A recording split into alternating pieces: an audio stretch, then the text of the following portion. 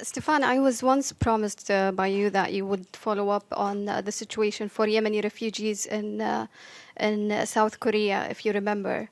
That about 500 Yemeni refugees were about to be deported, but the thing is, they gave them 1 year residency. So I wonder, what is the UN position from having these refugees from the world's worst humanitarian crisis? There are also other cases of the Dublin regulation affecting other Yemeni refugees in around Europe. For example, in Sweden, there is a Yemeni journalist called Hind al-Iryani. Her case is she's threatened to be deported back to the original country because of the Dublin regulation. What's the UN position on that?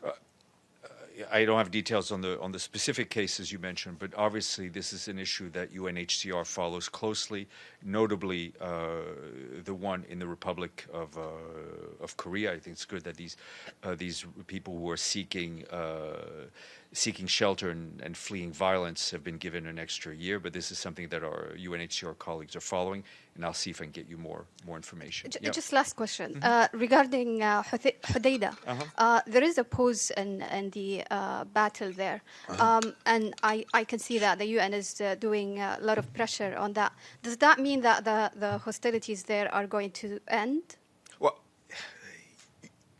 as the UN is not the one who is engaged in the hostilities, I can't predict what the belligerents will do. There is, as you know, we've seen that there is somewhat of a lull in the fighting. We hope the fighting stops. We're engaged really on two fronts. One is on the political end through Martin Griffiths' efforts, and the other one is on the humanitarian end. Mr. Beasley, who was just in Hodeidah less, I think, than 24 hours ago, will be here tomorrow and will give you a lot more detail on the situation on the ground. Yeah, thank you, Stefan.